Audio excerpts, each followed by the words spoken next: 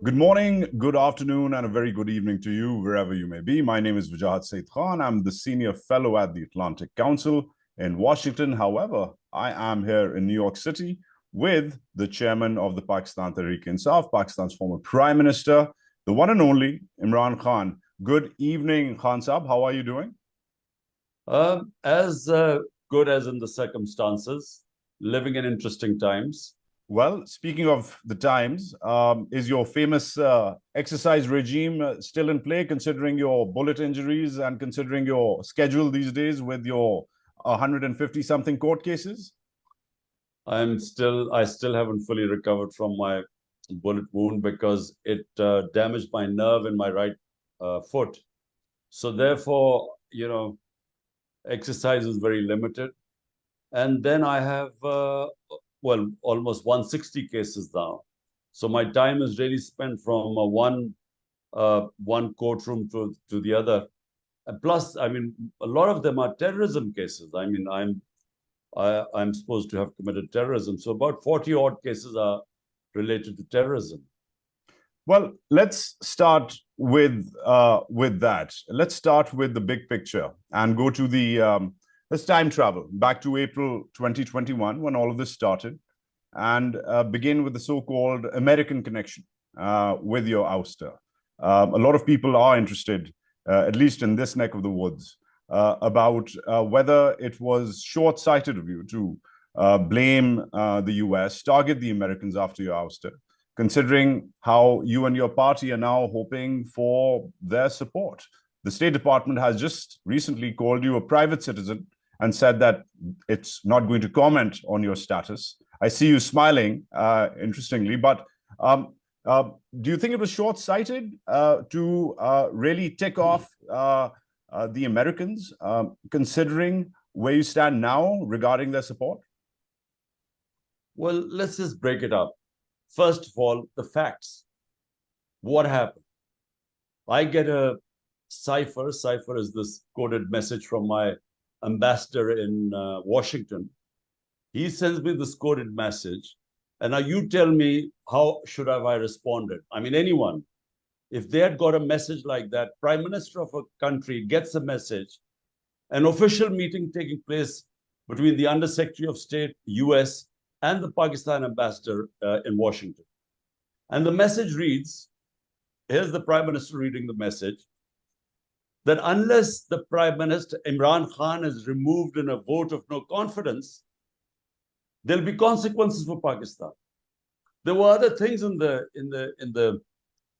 cipher, but I mean, imagine a Prime Minister of a country, elected Prime Minister of a country, reads this message that an American official is telling my ambassador that Pakistan should get rid of me. Otherwise, there'll be consequences. So I took this to the cabinet because I thought this was deeply insulting. For a country of 250 million people, I thought it was humiliating for anyone to write, any official from any country writing a letter like that or sending a message like that to the Prime Minister, elected Prime Minister. Then I put it in front of the National Security Council. The National Security Council, which is headed by all the service chiefs, including the Army Chief. The National Security Council then gives a démarche to the US, protest that this is meddling in the internal affairs of Pakistan. But what happened was that after the cipher, the next day the vote of confidence is tabled in the National Assembly, and within weeks, my government goes. So I basically narrated the fact this is not anti-Americanism. This is a fact. After my government goes, the government of Shahbaz Sharif, who was part of this conspiracy, they then hold a National Security Council meeting. They call the ambassador from the US, Asad Majid, and they ask him, were the contents in the cipher true? Does he stand by them? And he stood by them. He said, this is exactly what happened. So I was basically narrating a fact. Now, as subsequently things unfolded, it turns out that our ex-army chief, who was then the army chief, General Bajwa, he was actually campaigning through his lobbyist, Hussain Haqqani, who was paid $30,000 by my government, he was lobbying with the US to say that Imran Khan was anti-American. He tweeted, General Bajwa was pro-American, I was anti-American. So therefore, what transpired later on was that actually my own army chief was campaigning against me, that I was anti-American. And I think he was feeding them, because that's how this cipher must have gone, because I had perfectly good relationship with the Trump administration. So, premised on that, I understand it's a long arc, it's a long narrative, but they say that your positions have been inconsistent. There was first, of course, the letter, then there wasn't a letter, then there was the cipher, which was then admonished by the ambassador himself, Asad Majid Khan. Then there was the Donald Lu connection, the threat by Donald Lu, so to say. Then there was, of course, you premising all of this after the vote confidence, saying this is because I said absolutely not to their drone bases. Then, of course, in all of this is compounded by you politicking, telling millions of Pakistanis almost on a nightly basis that there's a clear American conspiracy for regime change. Then comes the Haqqani connection, where you said that he's taken money and he's convinced all of Washington against me. Then you finally put it down in the court of Bajwa, General Bajwa, the former army chief. The question is then, I understand there was a lot happening. It was over months, but today the positioning is quite simple. You said it's less the Americans, it's more Bajwa. That was not where you were a year ago, 14 months ago. And that has hurt your credibility, at least in this neck of the woods in Washington. So would you have done it differently? Well, look, Wajahat, look, I use the word unfolded, as things unfolded. At the time, this is first week of March, I received this cipher. And so I didn't immediately talk about the cipher because there was an OIC conference in Pakistan. And I didn't want this thing to break before the OIC conference, which was about 22nd or 3rd of March. And so therefore, after that, on the 28th of March, I first disclosed this. And at that time, I was convinced that, I mean, who would not be convinced reading that cipher? Who would not be convinced that the Americans are demanding that they get rid of the prime minister? I mean, what inference should I get from that? Clearly, it was clear. So therefore, I did blame them that they were responsible. I never used the word basis. I never used what reasons. All I gave the facts that here is the cipher. This is what happened. The moment the cipher came, the vote of no confidence is tabled. And then those members of our backbenchers in our party, who we had knowledge that they were visiting the American embassy for the past 2 months before, and they were the first ones to jump ship. So what am I supposed to gather from that? So therefore, that's exactly what I said. Now, subsequently, how did we find out? Because I think FARA, which is in the United States, you have to register, all lobbies have to register there. Yep. In FARA, then this thing came out that Hussain Haqqani was on my government's payroll, but then not hired by us, hired by Bajwa. And then there was a Haqqani tweet, which came in the end of March, which said that General Bajwa is pro-American, and Imran Khan is anti-American. So then you put 2 and 2 together exactly what had happened, because General Bajwa wanted an extension. So that extension, he wanted, he later on toured the United States too. So these things subsequently came out. Therefore, whatever I said was at the time exactly what I believed. And in the end, what was the conclusion? My conclusion was that General Bajwa had lobbied. He was lobbying for himself. He had deliberately campaigned against me to make me the bad guy, because the conspiracy was then his. And as it unfolded. I'm with you about the unfolding bit, and especially that it went over months, and that you adjusted your positions accordingly, Khan Saab.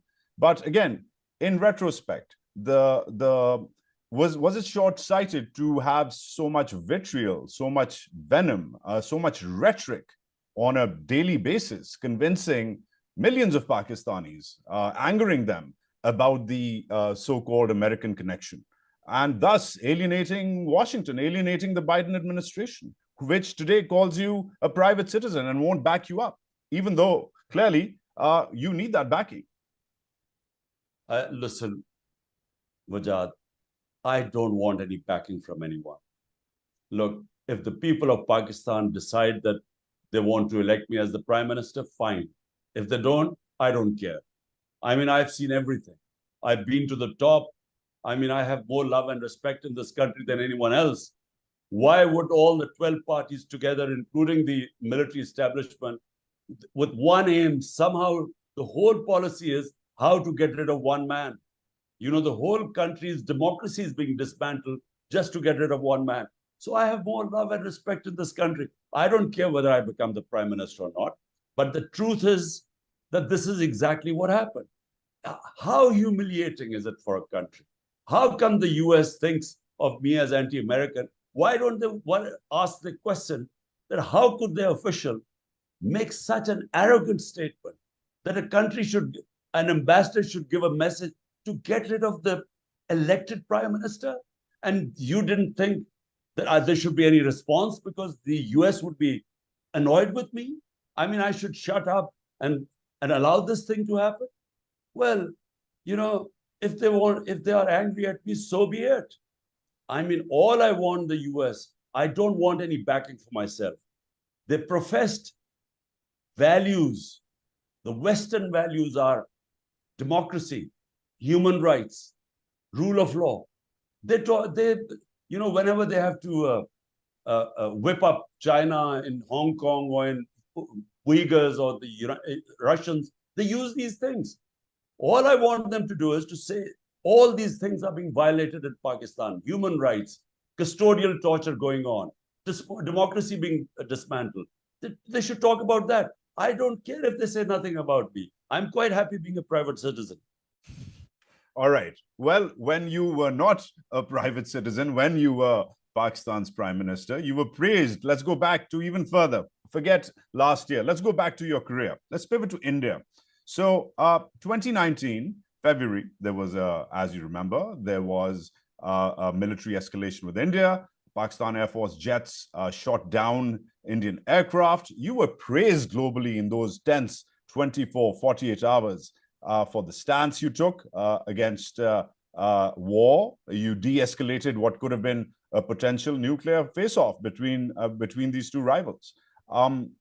You were, again, I'm going to say it on the record because it needs to be said, you were quite responsible in your statements and praised globally, even in India. However, eventually, the criticism is that you missed an opportunity to establish long-term peace with India. General Bajwa, I know you're not a fan, but General Bajwa came with a peace plan, which was constructed very delicately over years. There was a ceasefire, there were trade talks, there was a potential visit in the offing, and you rejected the trade talks, even though as Commerce Minister, which you wore that hat, you first approved the trade ties, but then as Prime Minister, you rejected them. It was quite awkward to see the same man, Imran Khan, the Commerce Minister, saying yes, peace with India, normalization with India, saying no, as Prime Minister, no peace with India, no normalization with India. What caused that? What caused that irregularity? Was there ISI interference? Did you get a second reckoning? Why did you change your mind?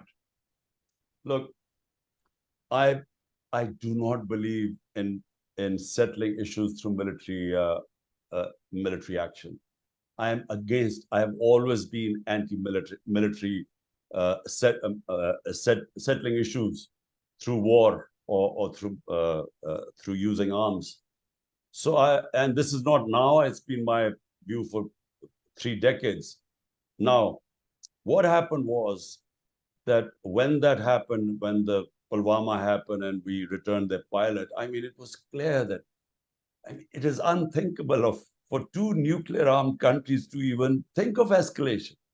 I mean, I am worried about what's happening in Ukraine right now, and I worry that this could go out of hand. So, as someone who is, against nuclear arms and the the idea of the world committing suicide through a nuclear war. So what happened was that on 5th February 2019, India took away the statehood of Kashmir unilaterally.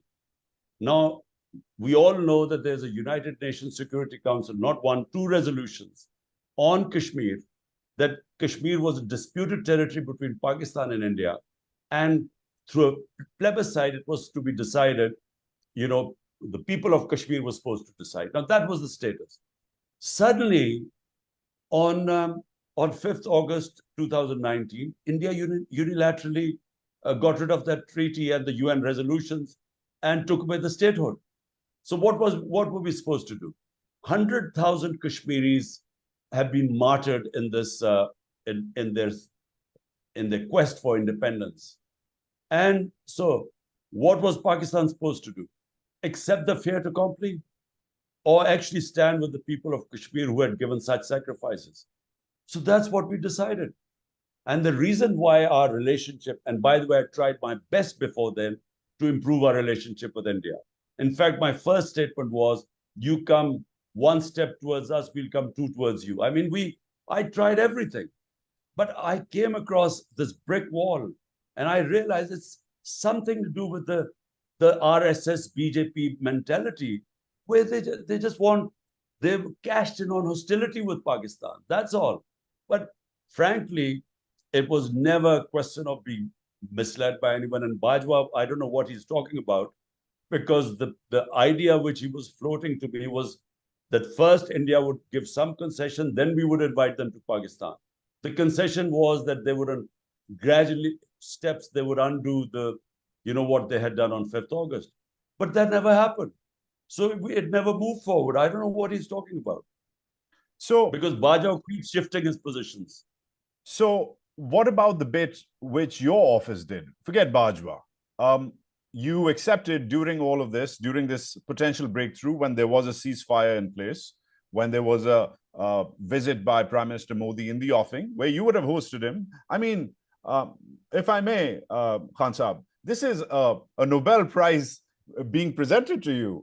And here you are as Commerce Minister. You accept trade talks, and then a few days later, you reject your own trade talks. I'm trying to get to the bottom of, was it forces within the military? Was it the ISI? What did you get intelligence briefings from someone? What caused you to change your mind when you were almost there, along with your chief, in trying to repair ties, even convincing India to back off from Article 370? Look, I don't remember the trade talks. All I know is that there was this supposed to be a quid pro quo. India was supposed to give some concession, give some sort of a roadmap to Kashmir. And I was going to then host Narendra Modi in Pakistan. But it never materialized. So it never went further than that. So that's how it was.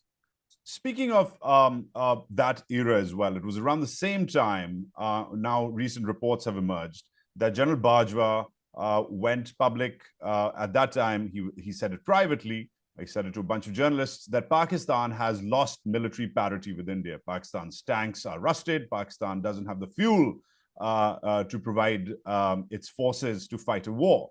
And that's why peace with India is inevitable, because Pakistan can't keep up. You've seen this in recent news items. Did that intelligence, did that briefing from your Chief of Army Staff ever come to your office? Did he ever consult you or confront you with this data? Look, even if that was the case, for an army chief to make these statements is so ridiculous. What army chief makes these foolish statements? Even if it is the case. So, number one, yes, General Bajwa would make these statements, but I mean, for an army chief, he's basically saying that, he's basically saying we are just too weak. You never make such a statement. But more to the point, who wants war with India? I mean, why would we want war with India? Why would anyone want to see a confrontation between the two countries? The thing is, like two civilized countries, we should solve our issues through dialogue. And if we can't solve them through dialogue, we just keep talking. But war is never an option. So, firstly, war is not an option. Secondly, for army chief to keep saying that, we are basically, he says, I mean, to say, I can't imagine an army chief saying such a stupid thing as that. But you were not privy to it. He did not inform you of this lack of security preparedness vis-a-vis India. No, he used to talk about it frequently. All I'm saying is that why would he talk to journalists about this? This is supposed to be a secret. You would you disclose if you have a problem with another country and our problem is Kashmir? Would you make a statement like that if you're the army chief? No, you wouldn't say that. You would say we are ready to defend our country, even if you can't, but you would say that. So all I'm saying is from an army chief to make a statement, I mean, what more can I say? So moving on from India, let's pivot back to our friends and allies. Now, of course, you had very warm ties with regional leadership, with Mahathir, of course, with Erdogan. You made a lot of friends, especially in the OIC community. But two or three things. Firstly, they say that the moment Imran Khan lost the Americans was the day after the Taliban took over, when he went to a hotel in Islamabad and said, "Oh, the Afghans have broken the shackles of slavery." I know that was rhetorical. You've commented on this before, but 2 days later, Khan Saab, your words were in the Wall Street Journal, and that's how you were perceived. But moving beyond that, they also say here, there are assessments that you lost the confidence of the Chinese, you lost the confidence of the Saudis. Early on in your tenure, Razak Dawood, your senior advisor, said, we're not happy with the lack of transparency with CPEC, nor is the skipper. He said that. Then he rolled that back. Then, of course, you miffed the Saudis for a quick minute when they refused to back up Pakistan with the OIC, admonishing the Kashmir Article 370. You threatened the Saudis that I'm going to have my own OIC. I'm going to have my own meeting on Kashmir. Take a walk. And the Saudis rolled back a bunch of loans which they were going to. The larger question is, Imran Khan was on a rampage. He managed to upset the Americans. Of course, he'd shot down an Indian plane while we was at it. But those are the tasks of the job, hazards of the job. But also the Saudis and the Chinese. Is there anyone, they say, that he didn't miff? How do you take that? Like, first, the Americans. I mean, this thing was completely taken out of context. I was speaking in Urdu and then they translated it. And because the US was hurting at the time, that whole drama, I mean, which I actually don't blame President Biden, because how was he expected to know that 300,000 Afghan troops would give up without a fight? And so it collapsed so quickly. And when the President Ghani left Kabul, the whole thing collapsed. So there was chaos. So I could see that there was the US was, what's the word? They were in shock and awe of what happened. They were taken by complete surprise and they didn't know how to react. So I could see they were hurting, and this one comment would be misconstrued, because I was talking about mental colonialism, and it was just. But the thing is, I mean, I was always right about Afghanistan. I kept saying for years that, look, firstly, your idea of victory is, no one quite understands. Is it either to liberate Afghan women or to bring democracy? I mean, so vague idea of victory. But then there was never going to be a military solution. Anyone who knows Afghan history. So I think that might have been, maybe they took that as anti-American. Because if you are from a weaker country and you criticize the US foreign policy, you're immediately dubbed as anti-American. I mean, I was just simply because anyone who knows the history of Afghanistan, and we knew the whole Soviet adventure in Afghanistan, we knew where it was going to be headed.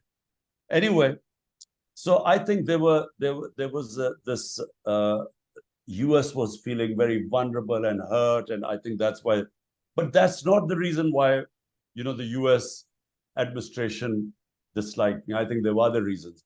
They blamed me for going to Russia, for instance. Now, The Russian trip was organized by the Foreign Office. They had been asking for months for my trip to Russia. They wanted to mend their relationship.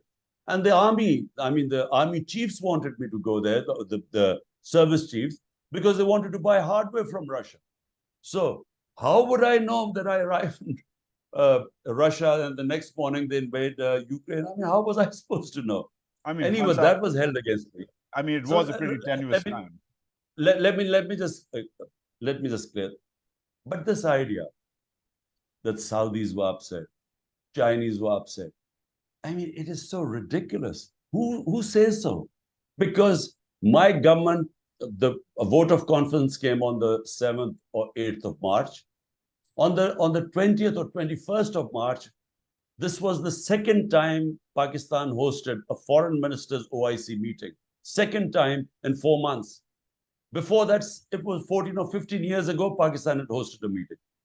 A meeting of the OIC cannot take place without the Saudis agreeing. So why would they agree? Just before I'm leaving power, I have informed in 2 months, 3 months, 2 OIC meetings. And secondly, the Chinese foreign minister came as a special guest. Why would he come if the Chinese were not happy? So this whole myth that I had upset, who was behind this? Guess who was promoting these myths? Because compare the foreign policy in my time to what is happening right now, Pakistan today is totally isolated. It doesn't even feature anywhere. In our time, Pakistan was being taken seriously. And I'm telling you, this relationship between Iran and Saudi, on behest of MBS, Prince Salman, Mohammed bin Salman, I went to Iran to speak to them. To remember, there were tensions at the time. Some missile attack has taken place. So the Saudi prince sent me to Iran, and he sort of wanted me to, bring down the tensions. And so I played my part. So how is it? And even on Yemen, Yemen, we tried to sort of end this war and play our role in it. And this is because the Saudis and the Iranians asked us. So this idea that we were isolated and, I'd upset friends is just total nonsense. Right. Well, thanks for that. But the reports about your reservations about CPEC precede all of this. They go way back. The reports about you threatening a secondary meeting, an alternative meeting when the Saudis didn't back you up on Kashmir after Article 370 via the OIC. You're right about the fact that you have hosted meetings, multiple meetings of the OIC. You did mend those fences. Yes, I will give you that. Eventually towards the end of your tenure. But in the early part of your tenure, they said he was just being a cowboy. He was shooting from all cylinders and just going all out. And that may have been why some of these people are quite silent today about what's going on with you, your party, and your country. Countries never interfere. I know I was in power for 3.5 years. I know that countries never interfere in other countries' businesses. Never. This hardly ever happens. Only thing they should talk about are human rights. But normally, it's just not done. Unless it is a country which you don't have good relationship with. So the US would talk about, Hong Kong or Uyghurs. But, India, when they clearly violated international law in Kashmir and put them in an open prison, they basically put a curfew in prison in Kashmir. Did any the big power, Western power, criticize India for it? No one said anything. So some UN human rights organizations spoke against it, but none of the Western countries said anything against India. Right, let's move on. Let's take it in-house. We need to start wrapping up as well. But let's be introspective about the famous same page with the military, Khan Saab. There are dozens of examples of the same pagedness, as it was called famously, from giving the military so much space in the affairs of the country, to even, I would say, the highlight is really the General Bajwa's extension number one, and then number two, allowing Nawaz Sharif to leave the country. I'm assuming you've said this before, but I would like to hear you again. When did the same page change? When did the same page stop? When you were playing ball consistently, what was it that just the same page just ran out of space and you ran out of ink? What happened? Look, first of all, let's understand one thing. The military has been in power directly or indirectly for 75 years. So, let there be no illusion about this. So either they are directly in power or indirectly. Sure. And they are entrenched. So they are entrenched. Now, when I became the prime minister, it is wrong to say that the army supported me or they rigged the elections, because they actually rigged the elections for Nawaz Sharif in 2013, when we asked for just 4 constituencies out of 133 to open them up. They refused, and when they were opened up, the election was rigged. In our case, we offered for day one. I said, open the elections. So army didn't oppose me, but they didn't rig the elections for us. But I knew from day one that I had to work with them. And so for a while, the working relationship with army means army chief, really. I mean, there's no democracy in the army. It's just one man. So it worked well in the beginning. The problem started when I gave him the extension, and I admit it was the biggest blunder I made. I admit. And I was actually ambushed in this. I mean, it's a long story, but anyway. I'd really like to hear it, Khan Saab, because this story is the story of our country at this point, isn't it? I mean, Imran Khan comes in on a mandate where he can do pretty much everything he wants, and yet he gives a man of a limited reputation an extension, then allows his rival Nawaz Sharif, his lifelong rival, to leave, even though you came in on the platform of justice. So let me clarify. I mean, we had just come in. I was new, and the army as an institution is the only institution that works in Pakistan because it's intact. All other institutions, when I took power, were in a terrible condition. I mean, they had been tampered with, politicized, they weren't working properly. So if you wanted things done, you got it done through the army. I mean, I'm talking about, say, for instance, COVID-19. We wanted logistics support. We wanted the whole country to data from all the hospitals. I'm just giving an example. And the best way we could do was the army. It would immediately get us all the data. So in that sense, so it worked. It worked. We did well in the beginning. The only problem is after the extension, what happened? There was a different General Bajwa. And the problem what I faced with him is that my whole platform was bringing the powerful under the law. So rule of law is what I started off 27 years back. And when I tried to bring the powerful under the law, I discovered that unless General Bajwa wanted it, I couldn't do it. So because NAB, the Accountability Bureau, was controlled by him. So we had no control over what was going on. All these guys who are now in the government, they would blame me for their corruption cases. But we inherited all the corruption cases. But Khan so what was happening was, didn't you let the fox into the hen house? Let me first complete. So because he controlled the Accountability Bureau, I could not bring the powerful under the law because I was helpless, and he didn't want to, because he was already dealing with them. So one page was good.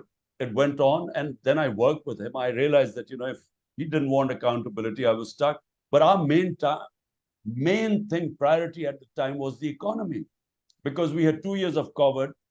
Everywhere the world, the impact of COVID-19 and the commodity super cycle. So the whole concentration was there. And so as far as the economy went, we did the best economic performance in the last 17 years, our last 2 years. We grew at almost 6%. But General Bajwa at some point decided to change horses. I didn't betray him. He decided to change horses, and he's the one who pulled the rug under my feet. But I'm personally shocked that for a man who used to threaten to walk away from his own team if he wasn't allowed to pick it, if he wasn't allowed to literally pick his own men in his own cricket squad, they've written about you about this. You have written about this. Someone who is so adamant about control, about his vision, about his strategy, when it's interfered with, is now saying that he was new, he was inexperienced. And the same page, I understand the same page about COVID. I'll give you that, for example, right? But I don't understand the same page about pretty much every contract going to the FWO, or tons of generals going on as ambassadors, or even a colonel running PTV. I mean, you had the wherewithal, you had the manpower, you had the mandate, and yet you just kept on ceding them space and eventually ended up in a situation where you led the fox into the henhouse. So is there regret? Is there regret about your decision making? Well, the only thing, when I look back, and I've said this before, if I had to go back again, I would not, bearing in mind that I wanted to bring in reforms.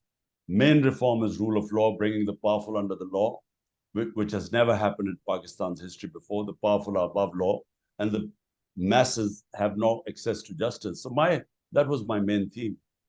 I discovered that unless you have a powerful mandate by the public must give you a strong mandate. You must have a strong government. Only then can you implement your reform program. Unfortunately, I had a weak coalition government. So the moment I used to go after the powerful, the problem used to be to keep my majority intact. And we could only keep our majority intact by telling the army, the ISI, look, you must make sure that my members appear for voting. This is what happened. Now, with hindsight, I should have immediately called for elections. And I should have, if I had not got a good enough mandate, I should have stayed out. Because it is not possible. If you want a reform program and take on the big mafias, you cannot do it if you have a coalition government with a thin majority. You can't do it. So that is the mistake I made. And that's why I became more and more dependent on the army chief, because he had, he could, get a budget passed, because they could then tell the, they had the clout. It's exactly what's happening right now. If the military withdraws support, this coalition would fall apart in days. So speaking of current affairs, coalitions, electoral politics, Khan Saab, leadership is the undergirding of all of this. And currently, I see the PTI's flag right behind you, and the PTI is a shadow today of what it was just a few weeks ago. People have left in droves. Just this morning, you were kind enough to send me a story by the New York Times about how people are leaving in droves. They're being forced to leave in droves. Some of your old school, old guard has stuck around. Most of your electables, of your new guard, who you praised so highly, you gave them higher office and appointments, they've left. And yet, this brings me to the question of leadership, where, again, a man who was famous for his captaincy in the cricket field, who used to claim that, listen, trust me, I can put together the right unit. This is what they pay me for. This is what I do. Today has been left by much of his unit, which then makes me compare the plight of the PTI today to the plight of, for example, the PML Noon in the late 90s, where they were under pressure too after a military coup, but nobody left Nawaz Sharif in the droves in the mass exodus that we are seeing with the PTI. Does that say something about your captaincy and your leadership, or does that say something about the weak structure of the PTI? Let me first tell you exactly what happened, because I was in the opposition in 2002. The entire PMLN became PMLQ. So there were only 10 members left. What are you talking about? Nawaz Sharif was left by his entire party, which formed government under PMLQ. So, I'm just correcting you. Well, they went through a couple of years of jail, some of them, not like a couple of No, weeks no, ago. it's not true. There were about five or 10 people who went to jail. This time, I mean, what people have gone through now, they've been thrown in jails and they've been shut in these small cells with a lot of people and death cells. I mean, their business have been destroyed. They've been warned. I mean, their families have been threatened. This has never happened in this country before. What the way they have been making people leave my party, it's unprecedented. But Wajahat, today PTI is stronger than ever in its history. PTI today is the strongest party in Pakistan's history. Why? Because PTI has the biggest vote bank. It doesn't matter if people leave you. If electables leave you, it doesn't matter. I'll just give you an example of Punjab. We gave almost 400 tickets in the Punjab election. Punjab is 60% of Pakistan, the provincial. So I gave 400 tickets. Only 40 people have left. And do you know what about the rest? They're all hiding. None of them are staying in their houses. Their houses are broken in. The relatives are picked up. Their businesses are shut. And yet out of 400, only 40 people have left. Why aren't they leaving? Because they all realize that the moment they leave the party, it's the end of their politics. Because the people in this country have never stood with any party as they stand with PTI today, which is why you have the whole government machinery, the whole intelligence agencies, all institutions, one-point agenda, somehow to dismantle PTI, and they're failing because the vote bank is growing. Rather than the vote bank shrinking, the vote bank of PTI is growing, which is why people are not leaving us. You would imagine, it's never happened here before. My sister's houses have, the police has gone in there. They picked up the servants when the son was there. I mean, one sister has a huge corruption case thrown on her. She was not even in government. So my house, my wife, the cases against my wife, they've gone after everyone. So they're doing this to all ticket holders. Despite all that, people are not leaving the party. Only a few people you see have left. But Khan Saab, they're saying you tried to trigger a coup.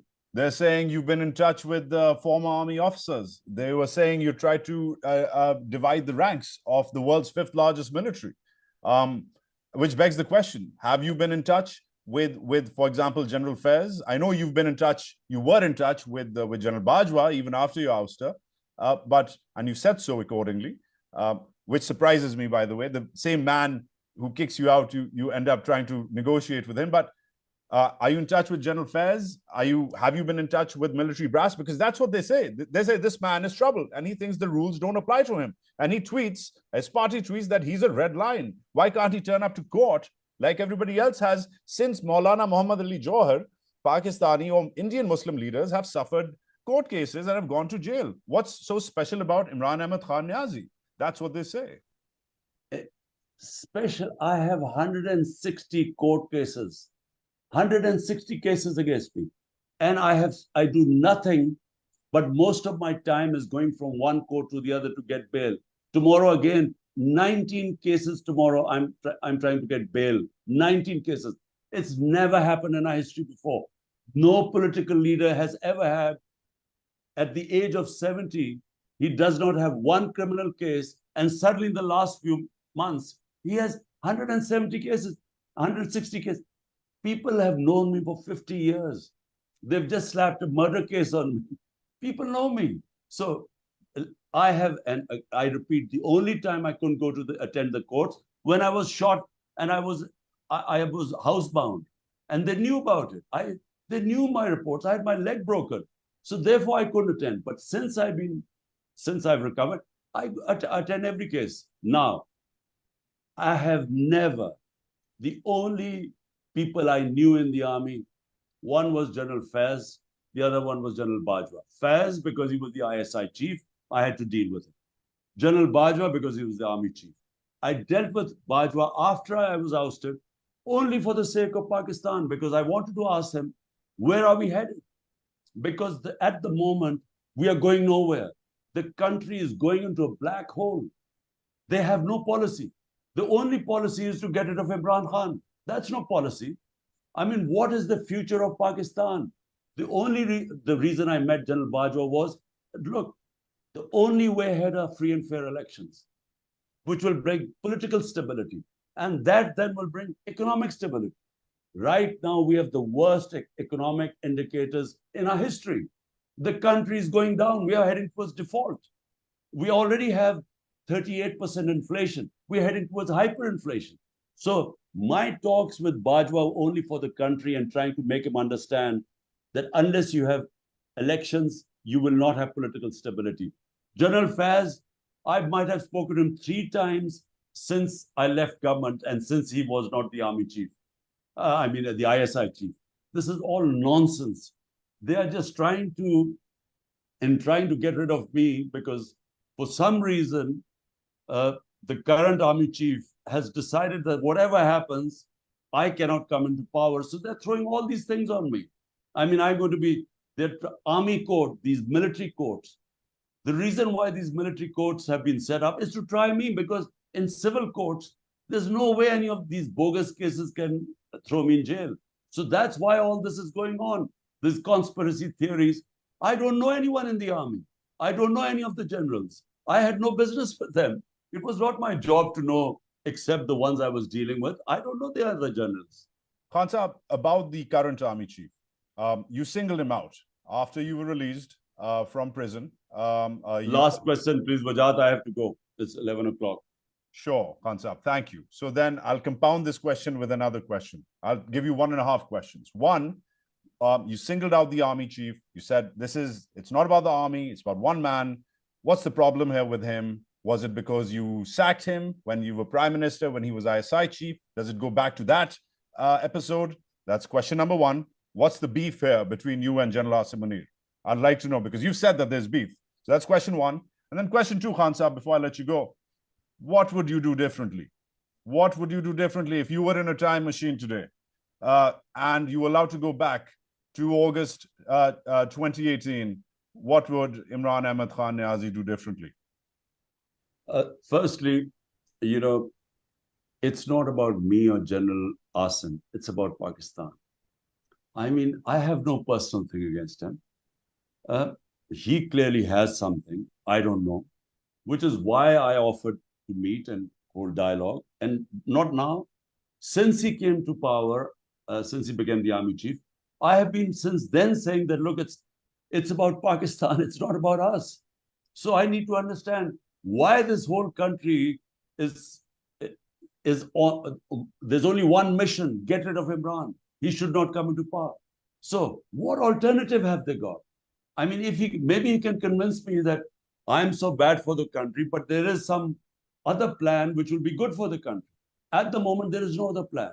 There's only one plan. So that's why I wanted to meet him. And remember, it's not about us. It's not whether I like him or he likes me. It's about the country. And the country is going down rapidly. People are losing hope in the country. Almost 1 million professionals, quality people have left the country in the last few months. There's a flight of capital, so that's my point. But I must interject. Why did you fire him when he was ISI chief, Khan Saab? What happened? There were issues. I had issues with him. And so therefore, I couldn't work with him. But that's in the past. I have no issue with him. I think right now it's not about personal likes and dislikes. It's about the country. Now, secondly, if I had to go back again to 2018, I would have called for elections. I would have, I would have dissolved the parliament and gone for general elections again, and only taken power. When you were asked for an extension at that point, when would you have asked for elections again? I'm just trying to figure out. No, straightforward, straight away. I mean, had I known how difficult it was to implement your program, we inherited the biggest current account deficit in our history. So the country was bankrupt. So we inherited 2 big deficits, the fiscal deficit and the current account deficit. So the economy was in shambles. And we were the first time in government. And here I had this ambitious program of rule of law to bringing the mafias under control. There was no way I could have done it with a coalition government with a thin majority. It was just not possible.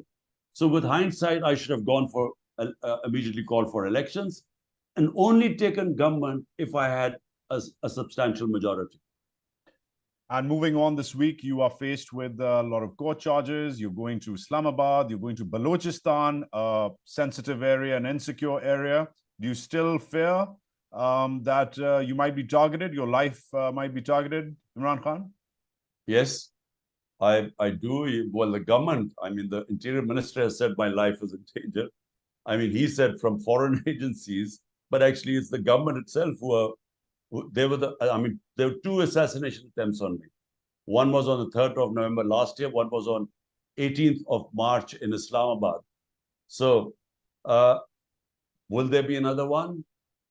I think there's a strong possibility because they would imagine that even if I'm put in jail, which I have I just know that in the next 2 weeks they'll find some way to put me in jail. So they would worry that even if I'm in jail, my party would still win. So I think they'd be thinking of the final solution. So I'm prepared. I'm sorry. That anything could happen. Imran, did you just say that you're mentally prepared to be killed? Is that what you just said to me? No, I'm mentally prepared that anything could happen. I mean, someone who's faced 2 assassination attempts is going to be prepared that, there's a possibility because the reasons are still there when they tried to kill me twice before. The reason is that the party is popular and will win the next election. So as long as that reason is there, they could try again. So in that sense, mentally, I mean, I have overcome the fear of dying. I feel that, I should be prepared for everything. But jail, I know in the next 2 weeks, they'll put me in jail because there are so many cases. All they have to do is cancel one bail and I'll be inside. Imran, okay, good luck. Thank you, sir, for your time. Thank you. Stay safe. Thank you.